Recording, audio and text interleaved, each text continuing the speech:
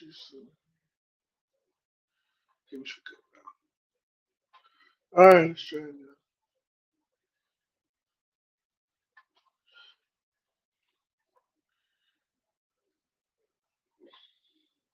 now. All right, go. Wise.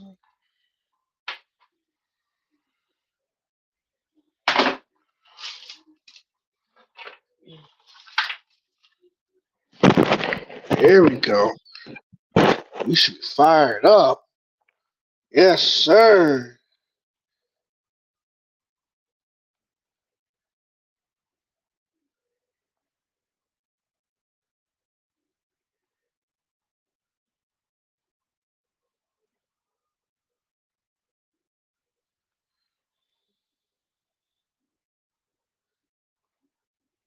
We're good to go.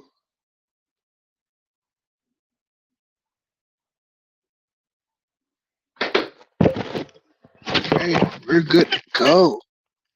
Oh yeah, man, Papa. YouTube live stream. We are here. Let's go. We are here. So excited. We're good to go.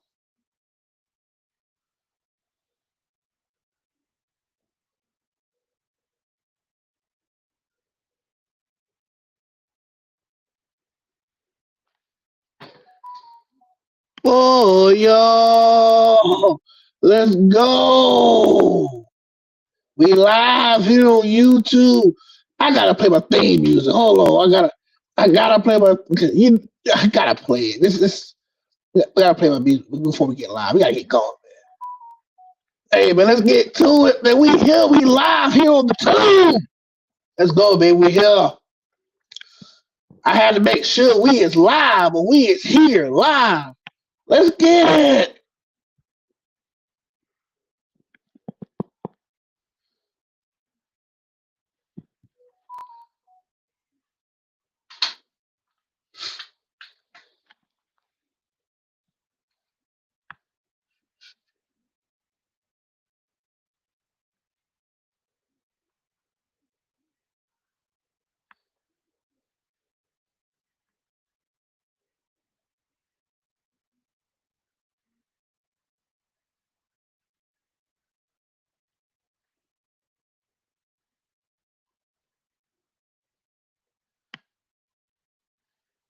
Yes, sir.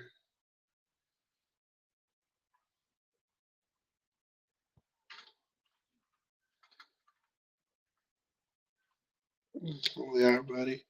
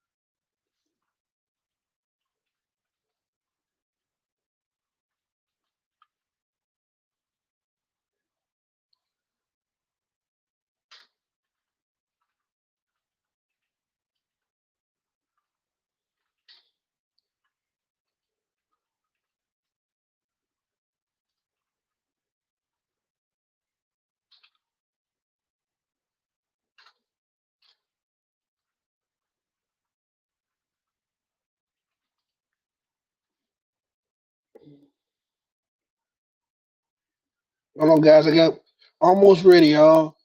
Give me one more second, guys, and we're gonna be good to go. Appreciate y'all tuning in. Go. Next. Save. Yeah. Yo, yo, yo, what's going on, everybody? YouTube and Facebook. We are here tonight here on the high school football final show here on YouTube, Facebook, and WCR 107.9 FM radio. Trying to fix something right quick. Ah, why am I my dog iPad? We should be good. Yeah, all right, we're good. Sorry about it. We had technical difficulties. I need to.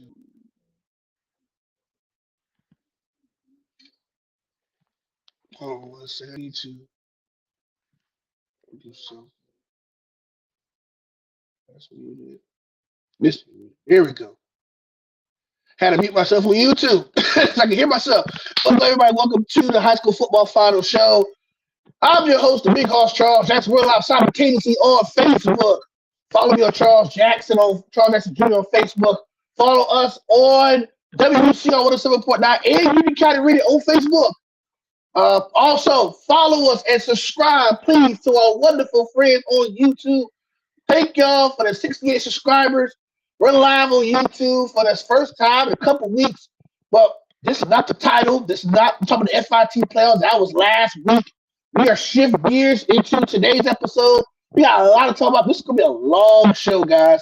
Probably one of the longest I had in a while.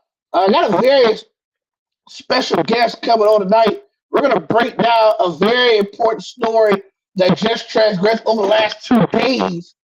And we're going to get to it as soon as we get on the line. But, guys, this is going to be an action-packed show. Well, first, we can't do anything without thinking about the people paying the bills here. Thanks to our great sponsor, Duke's Legal PA, for sponsoring the High School Football Final Show, as well as James Bus State Farm and Farmer Rich Fields. Here we go, our guy of the hour. So before I introduce this man, this is very important news here. This happened last night, I think yesterday, sorry. A bunch of schools for the Pen, including a couple of local schools, have jumped ship from the FSHAA to the SSA. And here to break down all the news is my good friend, Corey Davis from Palatka Daily News. Thank you for coming in, Corey, and encouraging us and enlightening us on this upcoming story. Well, this league started 4 years ago. Actually, let me go back a little bit. The Sunshine State Athletic Association has been around for probably 10 years now. And it basically started because a bunch of private schools said, enough's enough. We're tired of, having to battle the bigger boys. Which is funny for a private school to say that. But they went for their own league. Well, supply and demand, this thing has grown. There were 100 teams this fall between 8-man, 11-man, and the Atlantic League. So the Atlantic League started 4 years ago. There was only 4 teams in the league. I cover Palatka, Interlochen, and Crescent City. Right. Interlochen joined this league, and it was only Staten, Paxton, and Cocoa Beach. And Interlochen went undefeated. They won the league championship the first year. We refused to call it a state champion because it was only 4 teams in the league. Right. But this thing has grown. It went from 4 to 8 to 16, I think, 2 years ago, to now this year we had 21. Mm-hmm. And next year we're going to have 34 as of right now. So, I mean, it's increased and like 2 and 3 times every year, the amount of teams in this league. And, teams are fed up with the FHSA because, like Union County, Branford, those type of teams, they don't want to have to play Hawthorne. Yeah, for sure. Hawthorne recruit. You also got Madison County, Onetown. Onetown played Hawthorne in the state championship game a week ago. Onetown had 25 transfers. Right. Who wants to go up a team like that when you're a small 1A rural team? You can't compete against teams like that. And the schools have been fed up with this, and they saw what was going on with the Atlantic League. So they said, I knew a couple of teams that are basically waiting for the new district to come out, which came out Monday. And they were kind of waiting to see what district they're going to be placed in. Some said, screw it, let's go ahead and go. But it makes sense to join the league because this league does not put up with recruiting, any kind of trouble whatsoever. If you get in trouble, they kick you out. Right. Perfect example is traditional prep. think they're out of Port St. Lucie. They and then Space Coast forfeited a bowl game, or sorry, a playoff game last year. Right. They suspended them the whole year. They were ineligible to make the playoffs because they didn't play their bowl game. Right. And so they don't put up with this crap. Yeah. And, I mean, all the coaches I've talked to about this have said we joined the league because it's a competitive field, and if you don't feel like you're playing that you're David and you're going to be a Goliath. And just to give you an example of that, so this league's been around for 4 years. We've had 4 different champions. Right. And in 21, we had Interlochen. 21. 22, we had Sebastian River. Sebastian River was in it 1 year and then got out. Right. In 23, we had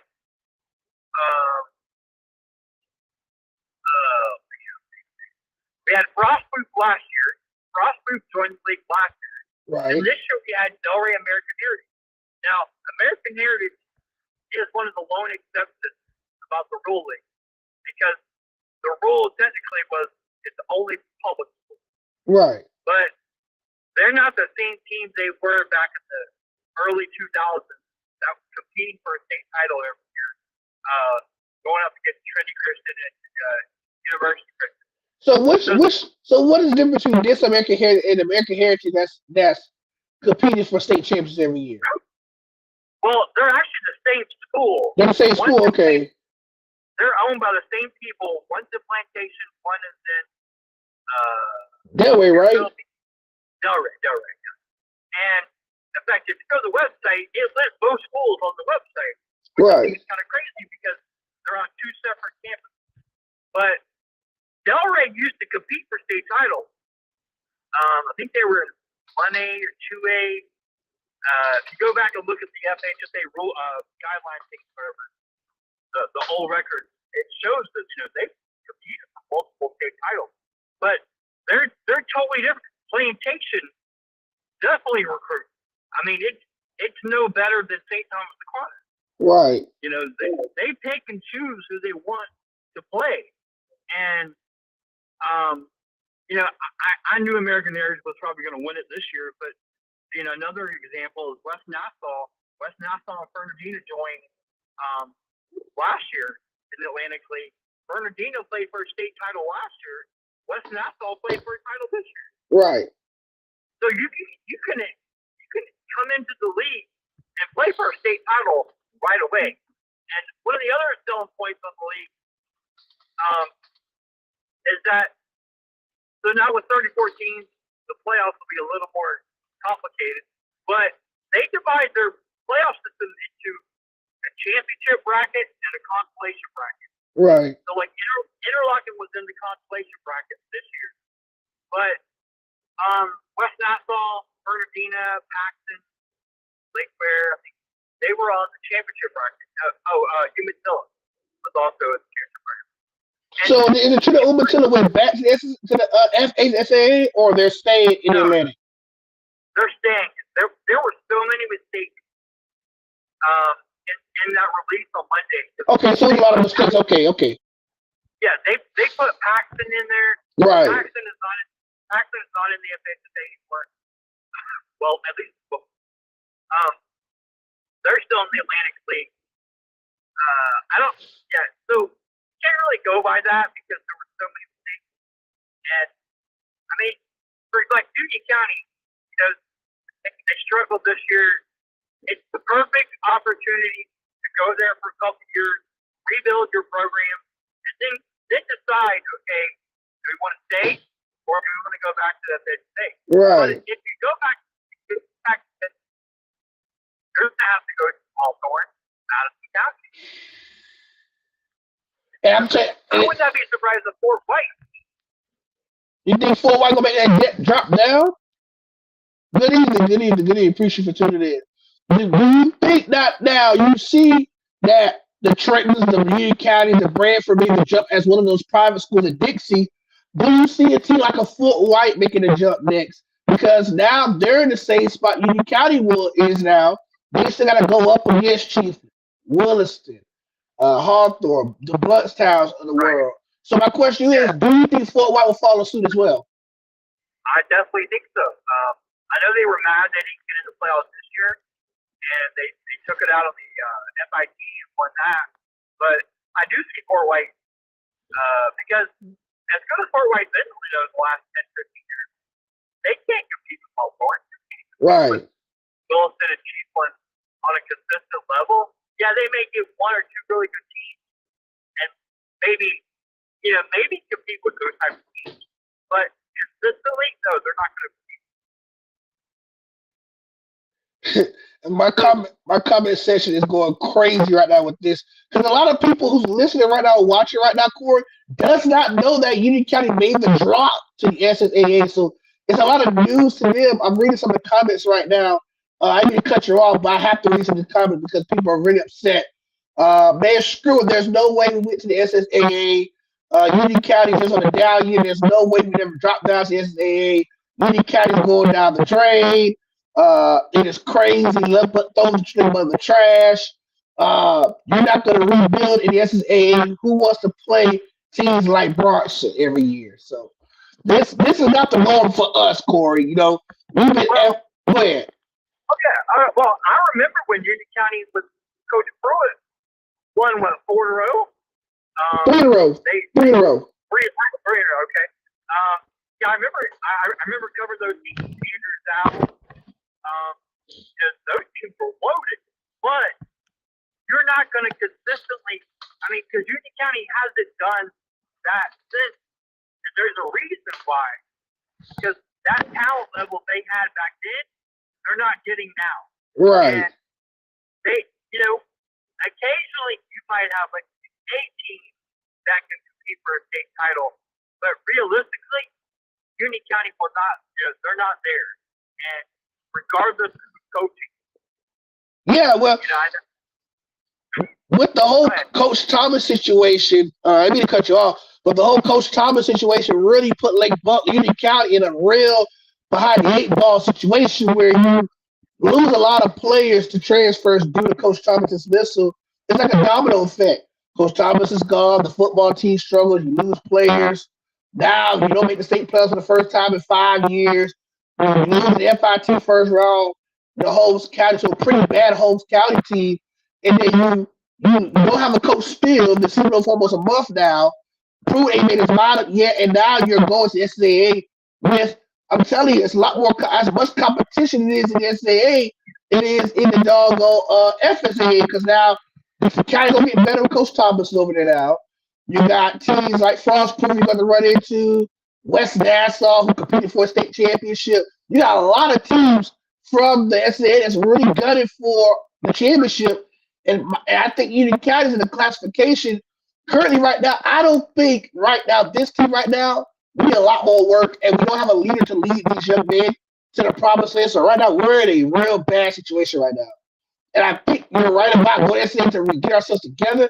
But let's be real right now. I don't think we can compete in SAA right now with the roster we got right now. Unless we get a huge roster to with new leadership, we're up Ship Street right now. Here's the great thing about the SSA Atlantic League is you could schedule whoever you want to schedule. There are no district games. I mean, they may have to go to divisional play now because there's 34 teams county.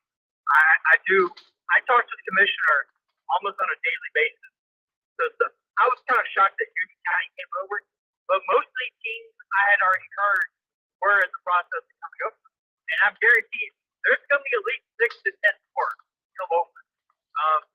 But you can schedule whoever you want to play these 10 games. Right. And then based on your win-loss record,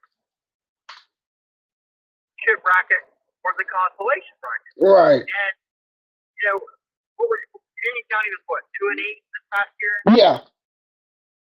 So even if you don't make the championship bracket the first year, get put in the consolation bracket. Well, what if you go on a road? Unlike the FIT, which you had to go to Port St. Joe, Holmes County, Fort White, you get put in the consolation bracket of the Atlantic League. You've got a chance to win that. Because, you might play Bronson. And, Bronson's lost 24 in a row. It makes so much more sense to join this league because it's a very competitive level playing field. And that's what I hear coaches all the time say. We just want a chance. And come October, where they were having a down season, Interlochen was having a down season, but come October they knew that bracket, but we still have something to play for. And they got put in the consolation bracket, and Interlochen actually made it to the championship game of the consolation bracket. They were going to play Clewiston, but both schools agreed to not play that championship game, the consolation championship game, because the financial aspects of Interlochen going all the way to Clewiston was kind of unrealistic. That's a 5-hour drive, and Clewiston football stadium was actually unavailable too because their school was being worked on. But in the championship bracket, it's win or go home, and depending on how many teams you play 4 or 5 playoff games. West Nassau 12-2 this year. Hold on. Before you finish that, Corey, I got another caller coming in. I'm gonna keep it on the line. Okay. You're on the phone. The big host, Charles Jackson. Charles told me to call the show. Big Bubba, what's going on with the big host? Come in here. I'm gonna merge you in on this call. All right, go ahead, Corey. Continue to say, welcome to the show, Josh Smith, Big Bubba. All right. Continue what you were saying, Corey. I was just saying, imagine if Union County got in the consolation bracket and did really well in that bracket. It's kind of like the FIT this year. I wasn't sure about that. Blacker struggled. They were 4-6. All 6 of their losses were the teams that made the playoffs. But they make the FIT. They win 2 playoff games at home against Wolfson and Hudson. They go to the semifinals and lose the heartbreaker to Denellen 14-12. All 26 points were scored in the last 5 minutes of the game. Denellen goes the next week to the Villages and plays North Miami Beach and wins the title. If Union County got that opportunity, the same opportunity to do that in the Atlantic League, whether it's the consolation or the championship bracket, it would be tremendous for the program because, let's face it, they're rebuilding. My thing is, it's a rebuild, but like the thing, you can't base everything off this one season because you gave the head coach 45 days in order to get his team to get to play a football season. So, yeah, we had a down year. We went 2-7, but our program was turned upside down in a matter of 60 days. You want us to do? Right. You know what I'm saying? So we can't base everything off this 1 year because we've never been the laughing stock of anybody's league, no matter what. 3 when we were in 3A when we had Spiller, Gerard, everybody like that, Zal, whatever it was then.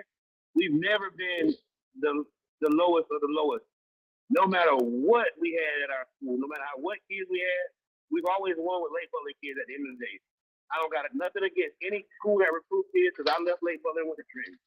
So I don't have nothing against kids leaving and going to school, but we've always did it with our kids, regardless of what it was. We always went deep in the playoffs with our kids.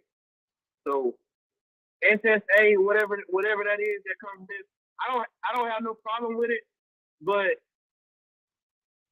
we got to make sense. We can't just be going to it because we're scared that our program is in a turmoil right now. We got to have a real, what's the reason of us going to it? I need to know. They're saying it's because they abandoned the 1A schools or the rural schools or whatever.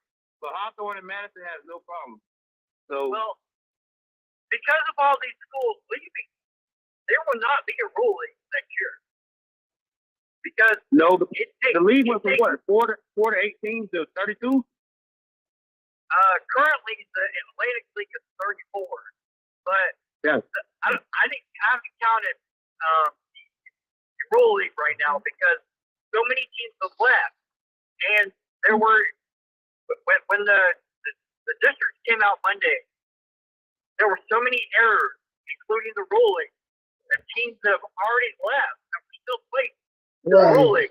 So, like Crescent City, Cocktail, Meade, Graceville, Branford was still listed in there. So, I mean, it's going to be completely torn up. And I was told that there's not 32 teams, which there's not going to be 32 teams in the rule league. Then the rule league will not exist. They will then get consolidated with 1A. And 1A means you're playing your private. Oh yeah, you're playing. I would have read The whole reason they created the rule league was because teams in the rule league in Panhandle were tired of losing to North Florida Christian. right. So My kids, I don't agree with schools like us being in class. Or I ain't gonna say us. I'm gonna take Union County out of it. I'm gonna say I don't agree that Bowles and Bradford should ever be in the same conference with each other, regardless of how you look at it. You can play each other. That's cool. But they shouldn't be in the same classification because you literally have to pay to go to Bowles. My dad literally has to be a 6-figure guy for me to go to Bowles. So, you know what I'm like? We shouldn't even be playing each other, and it's not about the competition. You can play whoever you want to play, but as far as classification goes, we should not be in classification with people with 6-figure salaries in Lake Butler because none of our coaches make 6 figures that I know of. I'm actually, before y'all continue, that's a good ass question. Excuse my French for this. Why did Coach Waters tell anybody outside of the coach outside the football team that they're going to SAA? Nobody knows it. Charles, it's not a Coach Waters thing. Your administration, So what's the root call? He has to. He's the superintendent. No matter what Waters want or whatever, I don't know what he wants. Like I say, I don't know what Waters wanted, but at the end of the day, you can't really put all the blame on Waters because it's not fully his decision to be like, even though he is the AD, the active AD right now, So you look at. You don't know what's going into that. We don't know what's going into it. So honestly. My question was this: so the schools that's remaining left in rule, if you take out the schools that left to go to SSA, you're left with these schools. You're left with Baker, Bruntstown, Milton, Chiefland, Chipley, Fort Meade, Fort White, Jasper, Hawthorne, Hilliard, Jay, Lafayette, Madison, Marathon, Moorhaven, Northview, Pahokee, Taylor Pearson, Taylor County, and Williston and Wildwood. That's it. There ain't much left. Yeah.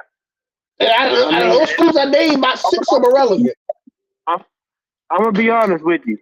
If you want to be real, those are all the teams that compete in the playoffs anyway. In rules, those are all the teams that are going to be in the playoffs anyway, and everybody made the playoffs anyway. So, well, but if there's not 32, there will not be a ruling. So those teams will be consolidated with 1A. With 1A is basically all private schools. Yeah, small private schools. Right. And teams that ruling can't compete with. For the most they part. have different rules than we have. See, our superintendent ain't okay with us going to. Let's bring in about 4 or 5 kids. He's not okay with that. Right.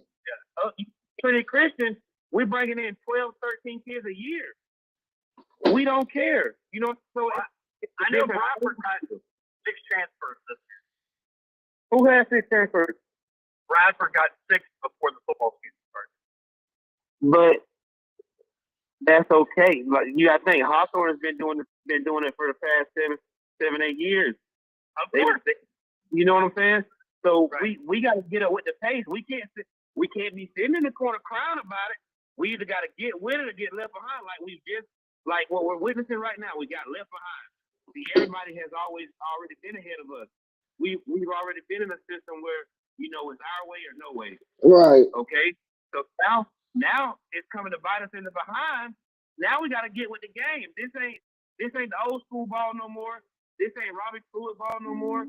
This is different. You know what I'm saying? Like, this is a whole different landscape. We gotta go recruit kids at the end of the day. We gotta bring kids in Lake Butler, whether they like it or not, and that's how we're gonna win, no matter who we hire as the coach at the end of the day. That's what I was saying earlier, because I covered.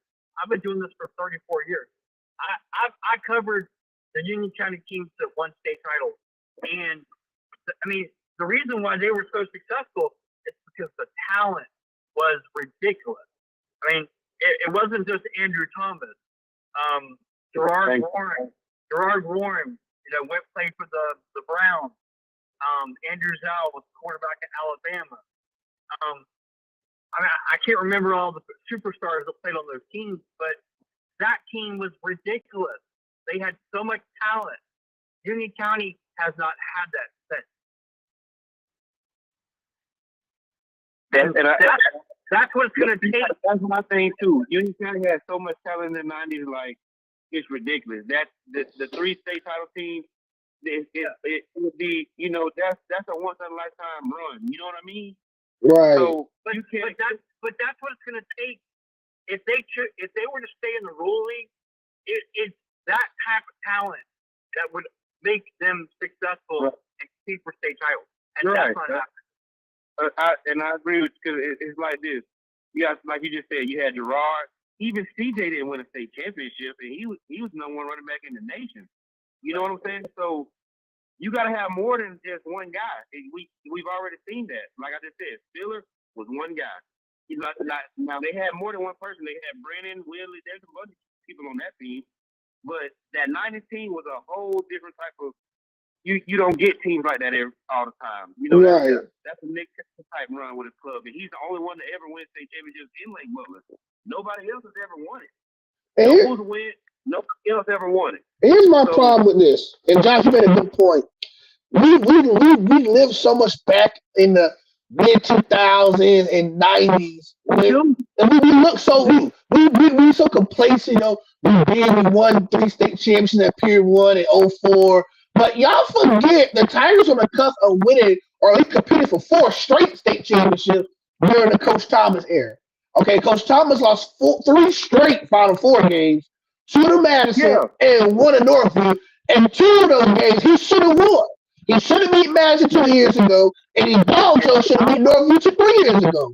Oh, I promise. I'm not big on moral victories. I promise. I'm not even okay with pats on the back. But here's the thing. You look at whoever we lost to, wherever it is, besides Chiefland is the only gut punch besides Northview, that's really the only gut punch we took. Everybody else has played championship. Every team that beat us has went to play for a state championship, either won or played. Hawthorne and Northview. And don't forget Madison too. Forgot Madison. Yes, Hawthorne, Madison, Northview. You look up them 3 teams, every one of them teams that played the state championship. They beat us. We should have beat Chiefland that year, though, bro. There's no way she lost to Chiefland on the road in that playoff game. No way she lost that game. Malcolm should have been the quarterback. Oh, yeah, 100%. So we made it was a bad coaching decision, and that's okay. That's what come with it. You got to live with it. You got to live with it. You got to live with it. You know what I'm saying? Like, that's what come with it. But so that's just the. It pisses me off that the Tigers have not competed for state championships 04. At the end of the day, regardless of what Coach Thomas did, you don't fire a coach for going 10-2. Absolutely not. Absolutely not. No. That's like, come on, you can't do that. That's like firing Nick Saban after going 9-3. Come on, who does that? But at the end of the day, like the thing that I hate is the coaching staff this year gets way too much hate because it's not their fault. You can't look at nobody on the football program and be like, it's y'all fault. No, I never blame C4 or nobody. He dealt the card, and they played the hand that they were dealt. You know what I'm saying? You can't look at coach like you ruined this, or you Yeah, can't do that. no, and I don't agree with that. we're never blaming the coaching staff. We're never blaming the players. We blame the administration. It's the administration's fault. Yeah, Why the Tigers went 2-8. This team could have easily been right back to the Final Four before Coach. and I'm not. Go ahead, No, Charles. go ahead, Josh. I'll pick it back off you. It's not an administration thing. It's like I said, it's one person. Like you can try to find somebody not to point the finger at, but it's one person. It's one person. Like He's the real reason why Lake Butler struggled. We got to find the head coach at the end of the day right now. If whether who it is or whatever the case may be, we got to find a head coach now. We can't wait. Can't pull the same No, sir. last year. No, sir. Give a coach 30 days to get his team ready. Man. And that's what we can't do. And Corey, I don't know if I know you probably have watched Union County this year, but I'm gonna give you the gist of what we went through this year in fast forward motion. Coach Thomas got fired, less than a month for the season start. They bring in Coach Waters, who don't really know nothing about the program. He knows about the program in years past. He's been here twice before. He comes in. His best player is Drew Simmons. Of course, the running back. Over 1,500 yards rushing last year as a sophomore. Comes back. We have no quarterback. Literally, we have Jeffrey Moore, baseball player, as our day one quarterback. Now, we did have a quarterback on the roster, but he was a freshman, which is Cadence Merrick's. So he wasn't ready yet to be the starter. But eventually he got thrown in after Jimmy Bruce showed against Baldwin. So he came in. He made his first start to the full white game, where we got obliterated that game, and throwing him in the fire. That was a setup for failure. So this year has been what we were doing with a stacked deck with no cards. Literally, no cards. And we have guys just throwing all over the place. We had a deep tackle playing quarterback against Chiefs, for God's sake. A deep tackle. Like, Josh, you remember when Eric Lashley played quarterback against Chiefs? Like, what was he doing back there? Like, it pisses me off, Corey, because there's no way in hell we should be in this situation 3 months ago. There's no way. You enter the year. Go ahead, Corey. Sorry. I would say I actually went to a game there. Interlochen opened the season there 2-3 years ago. I think it was 2 years ago, correct? It rained the whole entire game. We had like an hour delay, and then Union County opened up a can of whoop ass on Interlochen. Now, is that the same Interlochen team that just won the state championship the year prior? No, this was not. Okay. Yeah, because that's why they scheduled the game. Because I remember the announcer going, "Oh, welcome to the defending state champion," and I go, "Well, not exactly," because most of that team graduated. Right. So this was a completely different team, and Interlochen, we had the battle of the rain, the lightning, and then Union County opened up a can of whoop ass. And I remember that game. I remember that game. So I could see the talent on the field. They had a bunch of playmakers. It was 20. But obviously coaching made a huge difference. And now, guys, looking forward to next year, you're going to have to deal with Andrew Thomas at Dixie County now. Yeah, that's. And I told somebody this earlier.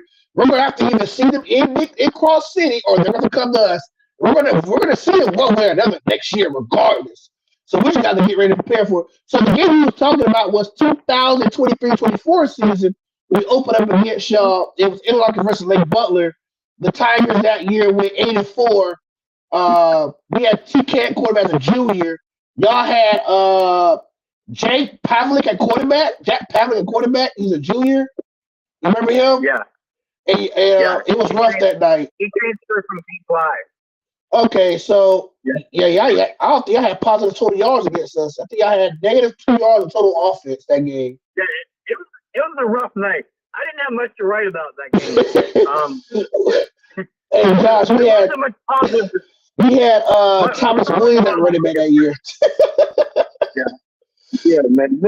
And I'm pretty sure that's a team that had Hawthorne up 21-0. No, that's not the team. It was a year after. Oh. This is the team, the 2023-2024 Tiger team. This is the team that lost to Walter because Jonathan Evans with the Bulldogs, and then he came back the same week because he had to sit out the game. We had no kicker. Then we lost on every Christian Pep with a fumble in the final drive. We got shut out by Hawthorne in a row, even though technically we was only down 14 going into the fourth quarter. And then our fourth loss came in a 3-point loss to Madison. We was up 10-0 in that game, and we lost the game 17-14. We was up that entire game. Let me give you some good news, Josh. So, unlike the FHSAA, where if you get put in a district, you're stuck in that district for 2 years. Union County could get a fantastic coach, do this for 1 year, reevaluate, and go back to the FSHAA. Yeah, you're right. You're right. But here's my thing. I'm sorry.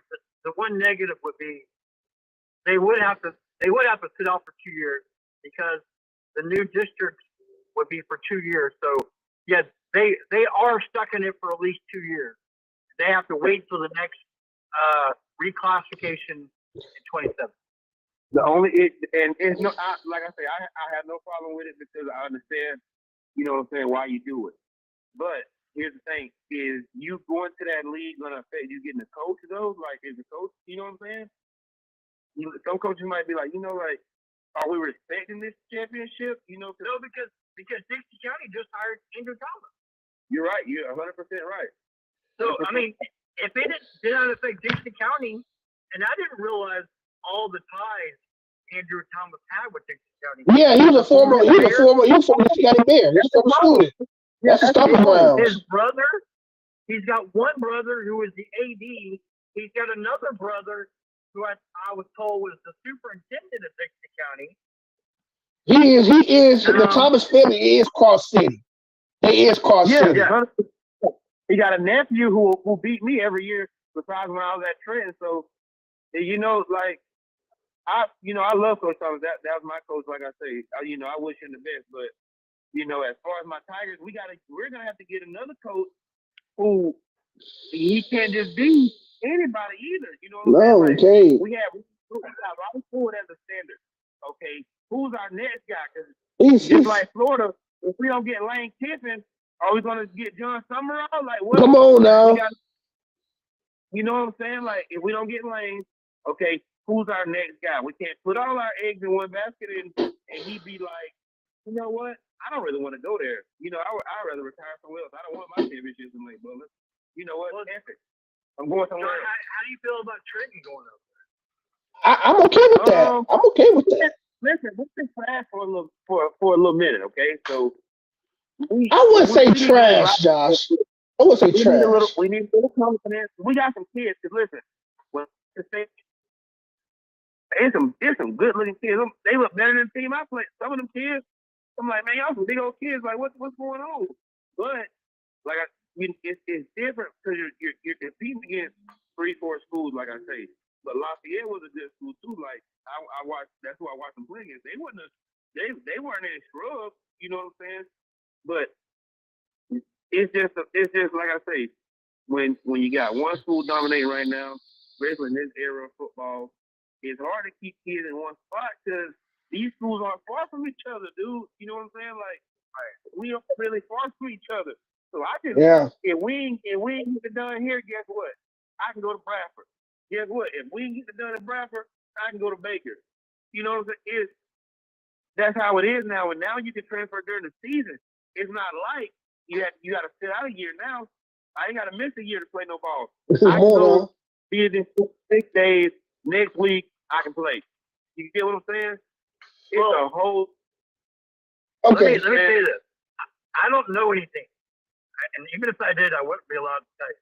But I would not be surprised if Fort White, Lafayette, Hamilton, all jump ship, all these. I won't be surprised. Because especially Hamilton County situation. Especially Hamilton. I'm okay with that. All of us got to play each other again because you got to think. Like I said, back in the day, all of us played each other. It was mandatory. I always played Dixie. I always played Chiefland. I always, you know what I'm saying? Like we always played Fort White. We always played the same schools. These are rivalry games. Like right. If we talk about revenue, you want to talk about revenue? I don't want to come pay to watch us play Walton. I don't know nothing about no I ain't never heard of the game before we started playing up. It was mandatory we played Bradford too. That was school. We played Bradford every year. The reason that we had to play these schools is because schools didn't want to play us either. Right.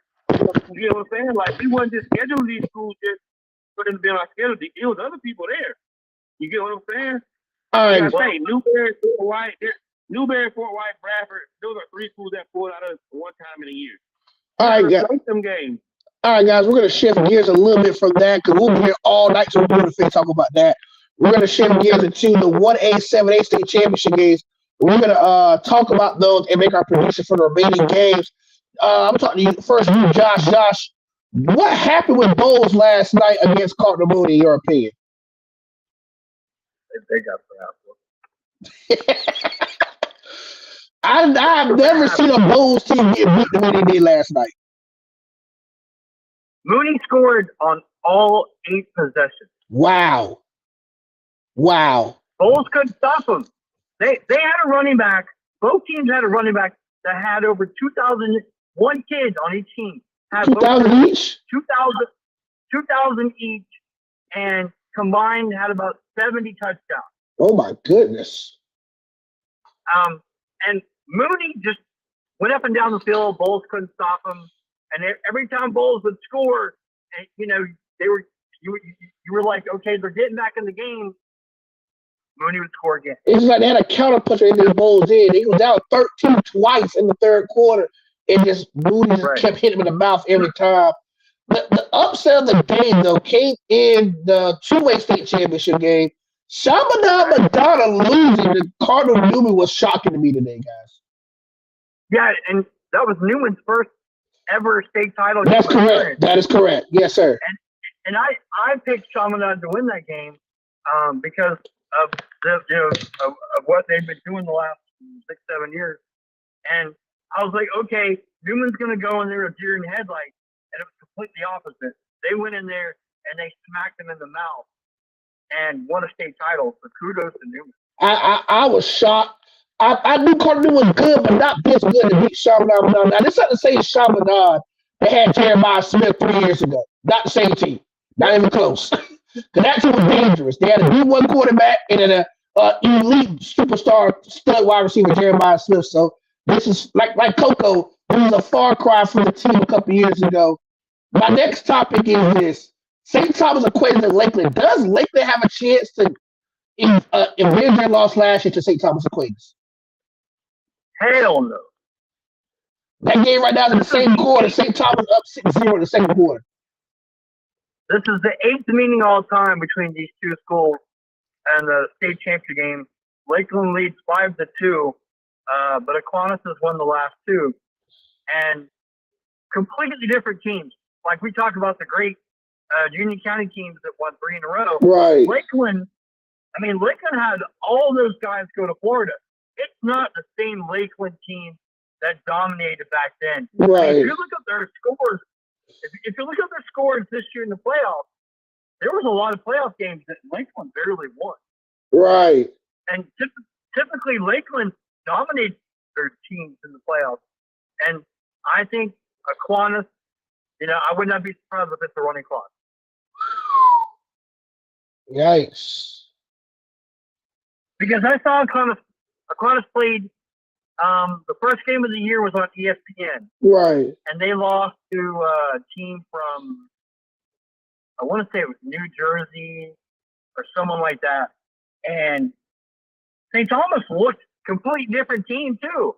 They didn't look like the dominant team they've always had. Right. I think recruiting has been down for a lot of these state powers. Right. And it's even affecting St. Thomas because if you're in South Florida, you got Chaminade Madonna you could go to. Right. You got Northwestern. You got West Broward. We got a lot of options. Yeah. Central. I mean, there's so many options you could go to that everybody's competing for the piece of the pie. I'm looking at this Carter Newman Chaminade Madonna stat line. This Carter Newman stat line kind of reminds me of Union County from last year, a run heavy offense. with little to none passing. I mean, they ran for 205 yards on a shoving up another defense. They had a running back had 133 yards or 20 carries, 5.6 yards per carry, Josh, and a touchdown. And then the backup running back ran for 46. Shoving up ran for 164. So that was a close game. The quarterback for Shoving was sacked 3 times, while the quarterback from Newman was sacked none. That was a low-scoring defensive slug-out game. Congratulations to Carter Newman for the state championship. Now we're going to fast forward to the next state championship game, which is tomorrow. We got another good one, 2 good ones. Rays and Northwestern. Last year, Rays lost Northwestern to Teddy Bridgewater Bulls. Does Northwestern go repeat against Rays? Hell yeah. In fact, I think another running clock. So you got blowouts in both Rays and Lakeland games? Yeah. Look, I know this Rays team is loaded, but and it really sucks that they were not able to play that game against Miami Central back in week 2. They were scheduled to play Central in Jacksonville, but the Duval County AD told them they couldn't play because Central wanted to play at a certain time, and the Duval AD said, no, we're not going to do that. So the game was canceled. That would have benefited Rays so much to see Miami Central. But Northwestern killed Miami Central last week. I want to say it was like 52-21. Sounds about right. So this Northwestern team, minus Teddy Bridgewater, who was at the game last week and will likely be at the game this week. Right. No, they will put a running clock on Rays. What's your thought, Josh? Rays or Northwestern tomorrow night? Josh? I think Josh got disconnected. Okay, going to the 4A state championship game. American Heritage taking on Jones out of Orlando. Who you got this one, Corey? Well, this is Jones' 3rd time in the finals. They are 0 for 2. In fact, this is a rematch of last year's game, too, I think. Oh, wow. I like American Heritage. I picked them to go all the way to Choctaw last week to win the game. Because if you look at the record, it's like 8-5. You know, but they played a murder schedule. Yeah, they had a hard schedule. Yes, they did. Yes, I mean, their 5 losses are legit. Yeah. I like American Heritage to win that game because same thing I said about Lakeland, you can say about Jones. Jones has barely been getting by some of their teams in the playoff games. And now you're going up against the best of the best. Yeah, because American Heritage recruits. Yeah, Jones survived against Port Charlotte last week. They had to come from behind. It was out at one point 17-14 the third quarter, and actually late third quarter against Port Charlotte when they pulled the game out of their behinds. They're the higher seed, but American is a more battle-tested team. And I'm going to give American the benefit of the doubt in this one. I'll be shocked if Jones wins this one tomorrow. You know, I do a show every Wednesday in Stark at the Beef Brady. Me and my co-host Marty Pullman, we talk high school sports, and then we do an hour of college.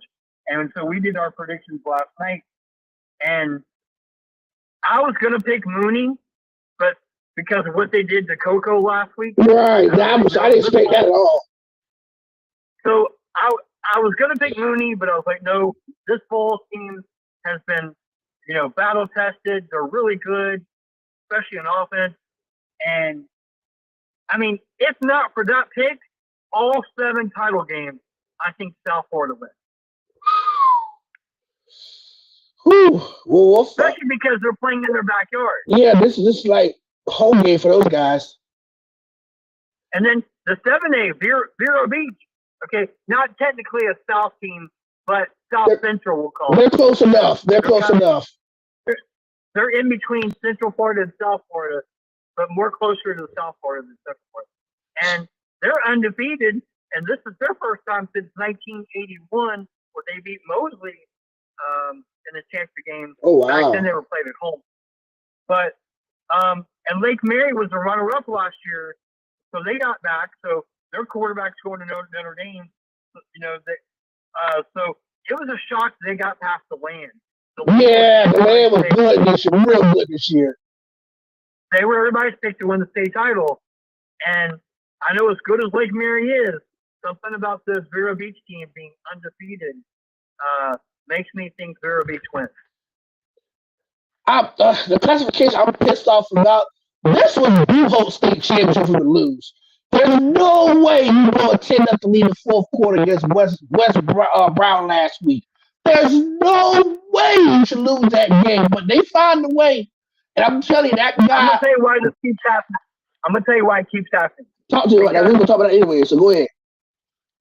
It's a mental game because this is the fifth straight year that they have lost in the Final Four. Yeah, fifth consecutive year they lost in the Final Four. They can't get over the hump at all. Marty was at the game and he's like, you all dominated this game till midway through the fourth quarter, and then West Broward found a way to win the game, and he's like, I don't understand what's going on with you all, and he's like, me neither. It's a mental thing, because when you lose every year in the Final Four, it becomes mental. Like, we can't get past this next round. Because Marty was like, well, even if they won the game and they get to the state championship game, even if they lose, you've already overcome that hurdle. Right. That's the big thing is they have got to win one of these games to make the next progression. I mean, it's really cool they've been to the Final Four 5 times in a row, but they've not been to the state championship since 1990, I want to say. Yeah, 1990 was the last time we went to a state championship game. So it's the battle of the West Boca versus West Broward. So that's gonna whoever wins that will represent the West well. West Boca won state last year for the first time. West Broward is making their first appearance in the state championship game. To my knowledge, this is the furthest they've ever gone. Oh wow! Yeah. So, and another example, 2 South Florida teams playing basically in their backyard because Boca and Broward are right there, near FIU. Right. I think Broward's just a little bit close, I think. So we're gonna shift gears to college football. We got all the high school football out. Let's talk about a very delicate situation. Yesterday, this happened headline right around the early afternoon. Around the same time I heard Union County was SSAA. Coach Sharon Moore was fired from the University of Michigan yesterday after an inappropriate relationship. And currently, I think he's still behind bars in Ann Arbor, Michigan. Corey, what are your thoughts on Coach Sharon Moore? And I want to talk to you about a couple of options that was posted today on CBS Sports as potential, suitors for the Michigan job. And I saw this earlier. I'm going to go to it. I saw Marcus Freeman name in the hat. I saw Kevin Bohr, Lincoln Riley, Jim Fish from Washington, and PJ Fleck from Minnesota. What do you think? What do you think about this Sharon Moore situation? It kind of gives me like Ime Udoka vibes from the Celtics a couple years ago. I mean, I was at work when all this went down, and what a bizarre situation. The more I kept learning about it, apparently he was, he's married and he had relations with a student of all places. A student, wow. Student in college, and allegedly got her pregnant. He tried to convince her to go take the morning after pill. She refused. That's when he snapped. So first of all, he got fired for having relations with a student. Right. Then, when she refused to take the morning after pill, he went to her house. He threatened to kill her. And then threatened to kill himself. Wow. Because he's like, I'm married. I'm a prestigious football coach. You can't be having this kid while I'm married. No, at all. At all, man. Like, at all. She basically told him, I don't care who you are. If I want to have this kid, I'm going to have this kid. Wow. And so he snapped and threatened to kill her and then threatened to kill himself. Wow. And that's when the police got involved. That's when he got arrested. I think he got arrested for, was it threats on her, and I think what was the charges he got? Let me see what he got charged for. It was for threatening to kill her and threatening to kill himself. Jeez, bro. This man, Sherrod Moore, was on the verge of facing a big time game in the Cheez Bowl against Texas. Now he's fired and probably won't ever get another job again. Uh, because now this is the second time in the state of Michigan a coach, African American coach, that get caught up in a scandal of Mel Tucker the same crap a couple years ago, and he got fired. So let's read the official charges of Coach Sherrod Moore. Sherrod Moore, blah blah blah blah. Can I get to the official record? I don't give a damn about this. Okay. Okay, Atlanta director was not fired. So Warren May was not fired despite knowing the information about Shamar Moore. Uh, despite knowing it. So blah blah blah. Okay, cool. So I can't find it, but Sherrod Moore's fired, and I'm not gonna lie, this opens the door for Marcus Freeman could leave Notre Dame to go to Michigan. Now he did turn down the Florida job 2 months ago when Billy Napier first got fired, and now his name is back in the hat. And this time another big time precision program. Now could he be the guy in the maize and blue? Could he leave Notre Dame for this job? Could Kellen DeBoer leave Alabama for Michigan? Can Lincoln Riley leave the sunny side of California to the maize and blue, or can either Jan Fisher, PJ Flex, those are the top five guys, early candidates through the CBS Sports Insiders, their predictions for the next head coach at Michigan. Speaking of college football, the playoffs are here. I know everybody's not proud of the playoff bracket this year. I kind of like it. I'm glad Notre Dame didn't make it because those two losses early on in the year kind of hurt them, especially losing to Miami, who made the field as one of the last few teams to get in. We're going to do predictions for every last bowl game, including the playoffs and the national championships. Are you ready, Corey? Sure. All right. So the Buckle Up LA Bowl, Boise State versus Washington. Who you got, my friend? Well, we actually did this last night too. I think Boise State just played last Friday. Yes, it did. Washington has been idle. Washington has been idle for 2 weeks, and in fact, I commented and I said, I don't like a bowl game this early. Too early. You literally just played last Friday, and you have a bowl game. The whole purpose of a bowl game is to get an extra 20 practices. Right. To go play somewhere, to go play someone and somewhere that you've never really been before. And to play 6 days later, that's not really a bowl game. No, that's another regular season game. Yeah. With that said, I think Boise State to win last night. Yeah, I think because Boise State more fresh, more recently played, and Washington's too fresh. I'm gonna give Boise State the win. I think they got a lot to prove, especially in the playoffs last year, kind of a down season for the Broncos. They didn't lose the Mountain West Championship to UNLV. Boise State gonna get the win, call the end of the season on a high note.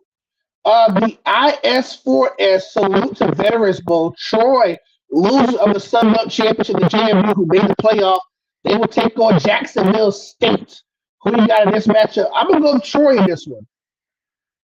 I got Jacksonville State. I know they both played for conference championship, but this is a matchup of two 1AA teams. Well, recently 1AA teams.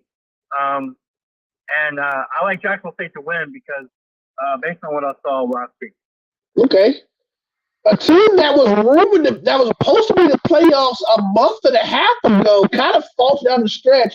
South Florida and losing Alex Golesh to Auburn. Now they bring in Brian Hartline, the offensive coordinator for many, many years at Ohio State. He's the head man in USF and Bottom Brown's final collegiate game. They take on Old Dominion in the Staff DNA Cure Bowl. I'm gonna go Bulls in this one in a row, pretty much. Well, let me tell you. Well, I'm gonna tell you some news that's gonna change your opinion. Okay. Because you just mentioned the guy that is the game changer. He's not playing in the game. Oh, Bottom Brown's not playing. Old Dominion is. I did not know he's sitting out for the game. Oh, wait, it gets better. He will be an assistant coach for that game. Huh? They're starting a senior quarterback who has not played much at all. And for some reason, not only is he opted out, but he will be an assistant coach in that game. Wow. Oh, boy. So for that reason, I'm taking Old Dominion. You might be right. You might be right about something. If Brown would be playing, I would be picking South Florida. But the fact that he's not playing and they're starting a guy who has not played much at all, I'm picking Old Dominion. I did not know Bobby Brown's not playing. Even though this game is in Orlando and South Florida will have way more fans than Old Dominion. It's a home game, technically. Because he's not playing, I'm picking Old Dominion. Okay. The 68 Ventures Bowl, first year in FBS, the Delaware Blue Hen will take on the Louisiana Lafayette Raging Cajun. I'm going to go Delaware in the upset in this one. First year in FBS, made a bowl game in first year along Missouri State. I'm going to go Delaware for the win over Louisiana. Well, I just looked this one up last night. The game was being played in Mobile, Alabama, where the Senior Bowl is, the NFL Senior Bowl. And because Louisiana is right down the road from Alabama, I'm thinking Louisiana. So you got the whole team, man. Right, yeah. Okay, the Xbox Bowl used to be called the Bahamas Bowl. The Xbox Bowl will be played in Frisco, Texas at the Ford Center. First year FBS team Missouri State on the road against Arkansas State. Who you got in this one, the Xbox Bowl, Thursday, December 18th? Well, I think there's a lot of hype for this team because they're excited. Like you talked about Delaware. I like Missouri State because, they were not supposed to play in a bowl game. They got lucky, just like Delaware did, because there were two teams that did not qualify for a bowl, and especially with the three opt-outs. Right. And so because of that, Missouri State and Delaware got put in. So I like Missouri State in this game. I'm going to agree with you. I'm going to go with the Bears in this one. I'm going to see. I hope Delaware and Missouri State both first-time teams get their first ever bowl win on this. By the way, they announced this today. This is the last ever LA Bowl. Wow. What are you going to change it to? It'll be a completely different bowl game. So they get rid of LA Bowl, okay. It won't. Yeah, no more LA Bowl. Just like the Bahamas Bowl, they also said that one will never come back too. So yeah, that's when Xbox Bowl came in. Yeah. Yeah. So we'll never have those two bowl games again. All right, peace to the Bob. Because you used to call it Popeyes Bahamas Bowl years ago, but that wasn't bringing in too many fans. I think that's probably what it was. Going to the Bob, you thinking there are a lot of fans going to that game, right? But it wasn't bringing in fans. Their stadium was always being worked on. That's why they didn't have it this year because they keep remodeling. It's a very small stadium. I think it only holds like 15,000, 20,000. Kind of like Hawaii Stadium. They keep remodeling it because it's I think soccer is a big deal over there. Yes, it is. They have a bunch of friendlies over there, and they probably have a club team or a pro team. And so they keep trying to remodel the entire stadium, and that's why that's a bowl game is not playing there. And now we'll never ever. Wow. We're going to shift gears to December 19th, the Myrtle Beach Bowl presented by Engine. Kennesaw State 10-win program for the first time as an FBS school. They take on the Western Michigan Broncos, losers of the MAC championship.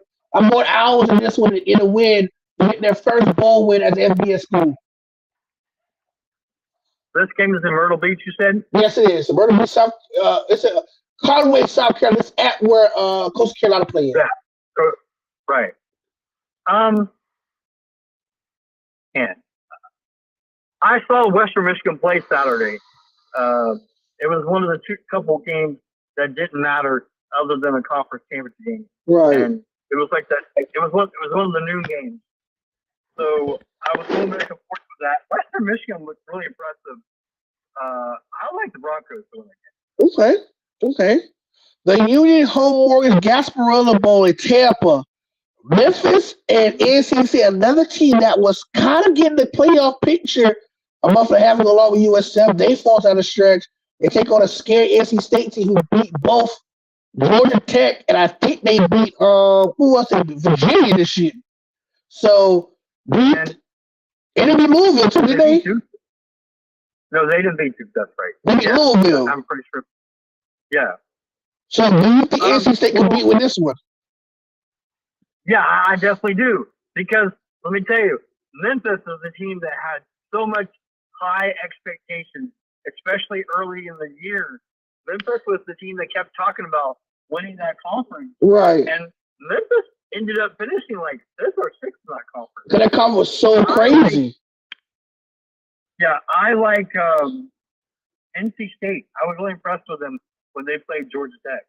Okay. That quarterback is unreal. CJ Bailey. Yeah, CJ Bailey is really good. I like him. I like that kid. I'm going to go NC as well, that matchup as well. Future Pac-12 matchup next season. Washington State versus Utah State in the Idaho Potato Bowl in the blue turf. Well, I don't really have an opinion on that game, but I don't care less about this game, to be honest with you. Utah State is closer to Boise. So for that reason, I'm going to go Utah State. And I think Utah State is more experienced in return because their former rivals with Boise State in the Mountain West. So yeah, I'm going to give the familiarity of the Utah State over the Wazoo Cougars in this one. This interesting one, the Bush Boca Raton Bowl of Beans bowl game. Toledo against Miller Moss and Louisville. I'm going Cards this one all the way. Well, it depends which Louisville team shows up. Yeah. You know, we talk about Memphis. Same thing with Louisville. Louisville got really good, and then all of a sudden, like, fizzled at the end of the year. I am going to pick Toledo to win. You're going to pick Toledo for the upset. Oh, wow. I'm a little Louisville. The NFC is strong, and me and Coach Brian Bronson looking for it. Toledo should have been in the championship game with Western Michigan, but they had a bunch of chaos, and they ended up not getting selected to go play a championship. In the New Orleans Bowl, one of two in the Caesar Superdome, the Western Kentucky Hilltoppers taking on the Southern Mississippi Golden Eagles. Wow. I'm going to pick Western Kentucky. You know, Western Kentucky. I haven't seen neither one of these teams play all year, but I'm going to take your word for it. I've seen a little bit of Western Kentucky. I've only seen Southern Miss play early in the year, and I don't remember who they played. Okay. Going with the Hilltop. Going to the Hilltop, I'm agreeing with you on this one as well. Scooters Coffee Frisco Bowl, UNLV versus Ohio. Oh, that was a no-brainer. UNLV was like 10-2. They're coached by Dan Mullen, the former coach of Florida and Mississippi State. UNLV had a really good year this year. I'm going with the Running Rebels. And I'm with it as well because I'm a huge Dan Mullen fan. And what he's done over there this year is phenomenal. His first year, 10-win program, won the Mountain West this year, something that eluded the Running Rebels for many, many years because of Boise State. I'm going to go UNLV with the win as well. I think it's going to be a high-scoring game, but I think UNLV is going to have enough defense to get the job done. I'm going to go Running Rebels as well. As we approach Christmas Eve, we have the Hawaii Bowl. Of course, Hawaii's there for the 20th millionth time in a row. They will take on the Cal Golden Bears in this matchup. I don't know. I haven't watched too much of Hawaii. I watched Cal maybe once or twice this year. And Cal plays some teams pretty hard this year. I'm going to go California in this one. I'm going to Hawaii. I saw Hawaii play a couple times this year, including the season opener. They beat Stanford. That's right. They did beat Stanford in the game with a field goal. Yeah, that was the game was on CBS.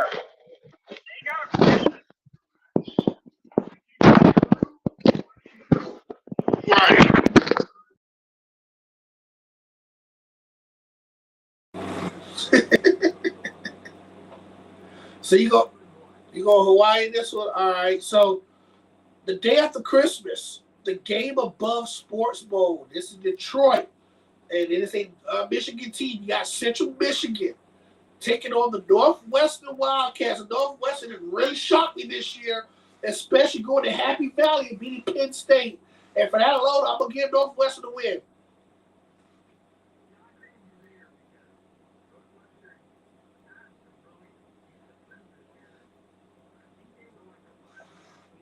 Yeah, they're above 500 for sure.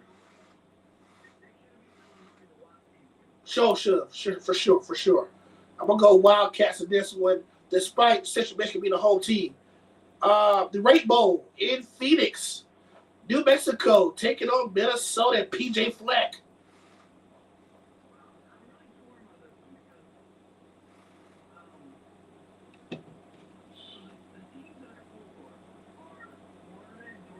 Right.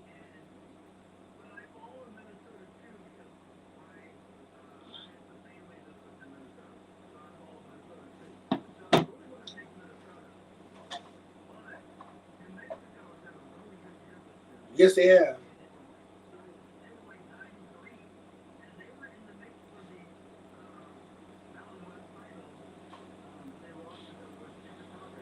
Them tiebreakers, boy. All right.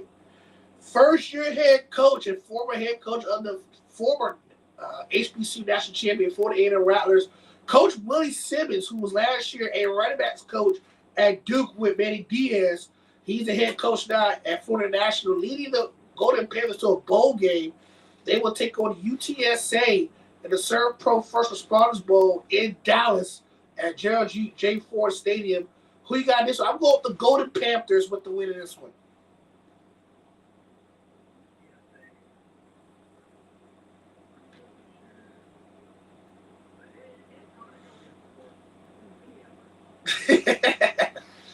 Interesting game here in Annapolis. Annapolis, sorry, I can say Annapolis. Annapolis at the Navy Marine Corps Memorial Stadium at the Gold Bowl Military Bowl. It is Pittsburgh versus East Carolina. And earlier this year, Pittsburgh was in the running for the ACC championship as well.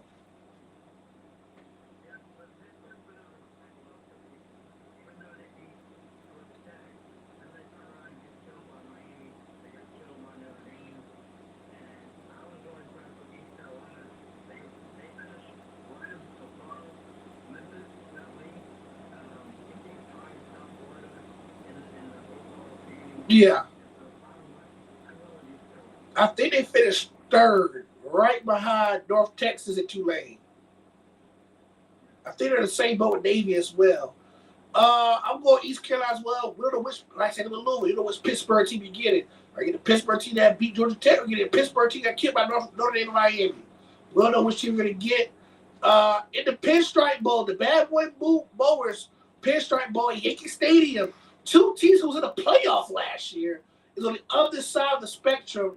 6-6 Penn State taking on 75 Clemson.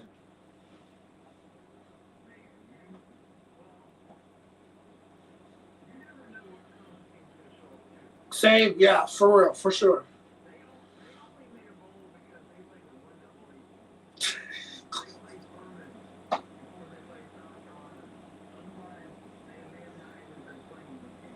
They had to hold off South Carolina for winning that game.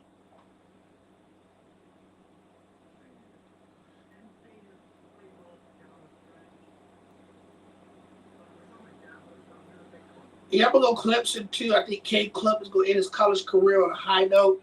I like the Nick Singleton kid. He's gonna be a phenomenal. He can be Saquon Barkley vibes at Penn State. Him and K-Tron Allen have a great game. But I think that Clemson passing attack of Klubnik and those receivers over there is gonna be different in a I think it's a high scoring game. I think it's gonna be a very high scoring game despite being real cold at Yankee Stadium. Speaking of baseball stadiums, we're gonna shift from the Bronx. We're going to Fenway Park as the Wasabi Fenway Bowl will take place. Look at old UConn making the bowl game. The UConn Huskies will take on the Army Black Knights in the Fenway Bowl. Who you got in this one? You got triple option in this one. Very great year this year. It's independent.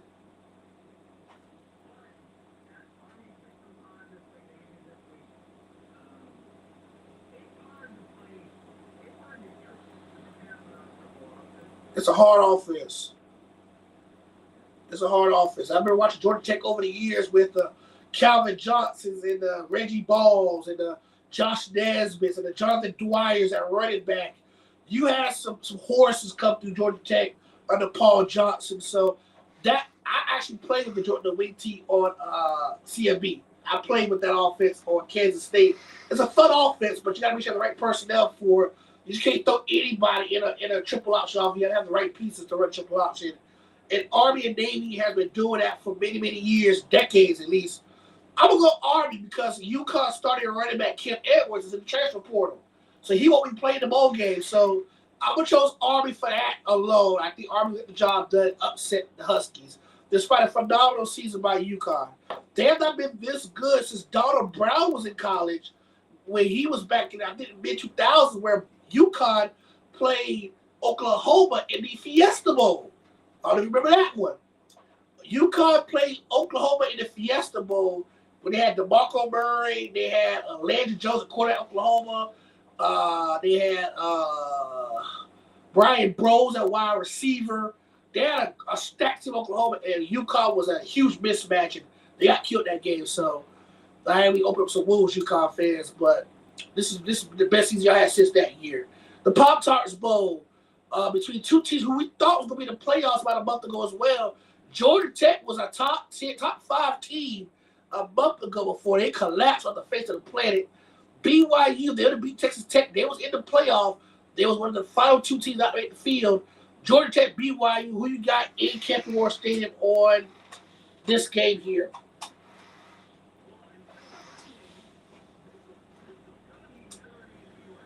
Right.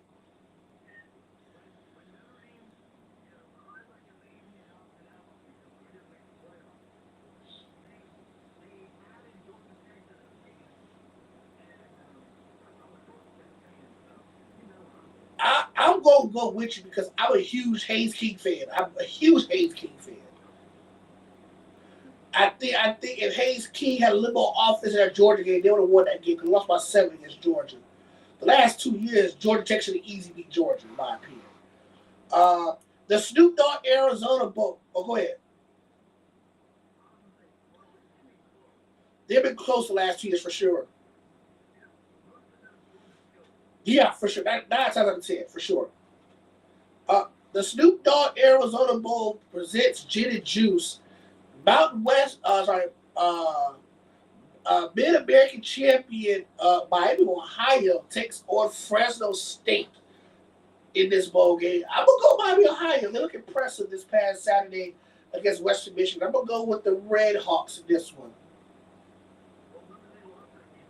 Oh, sorry. That's right. I looked at it wrong. Sorry. Oh, if that's the case, I looked at it wrong. I'm going Fresno State. I changed my mind.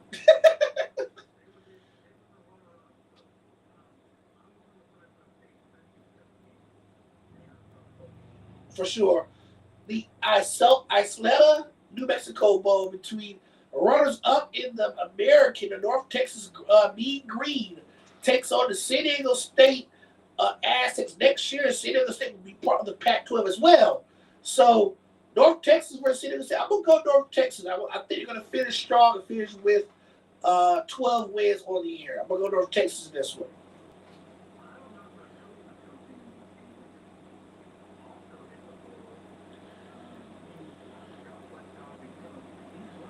Oh, wow.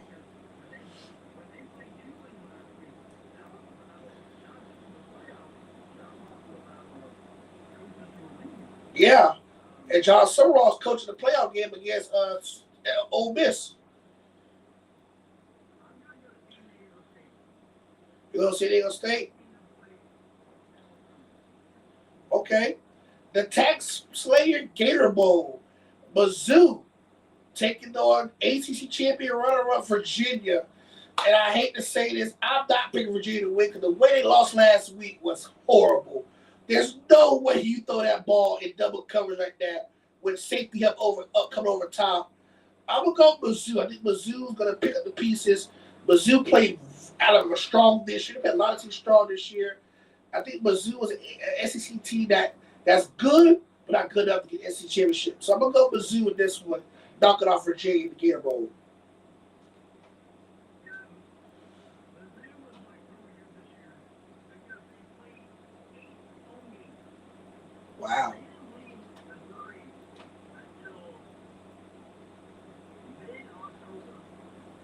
wow.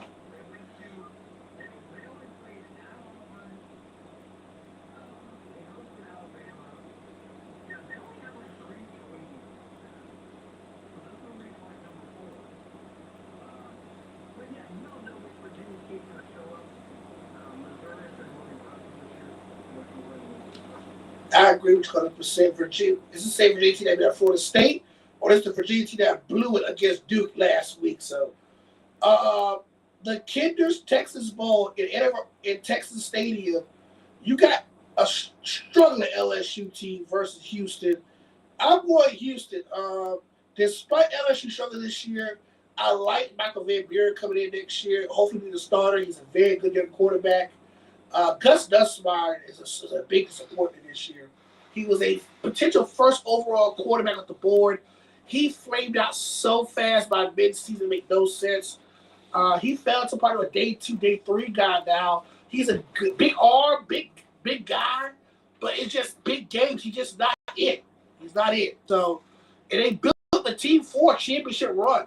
You go to pro get receivers like Barry Brown from Kentucky. You get Nick Anderson from Oklahoma. You got players from Florida State like Patrick Payton. You got a linebacker from Florida. You got players from all over the place. If we just go 7-5, so I'm gonna go Houston with the win over LSU in the Texas Bowl. It's a hot mess.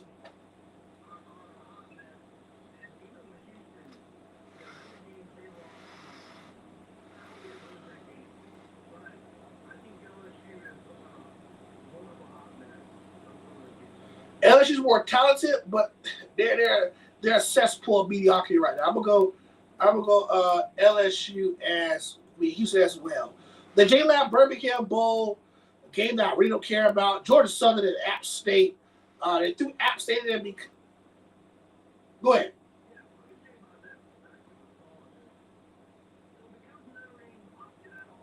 Right.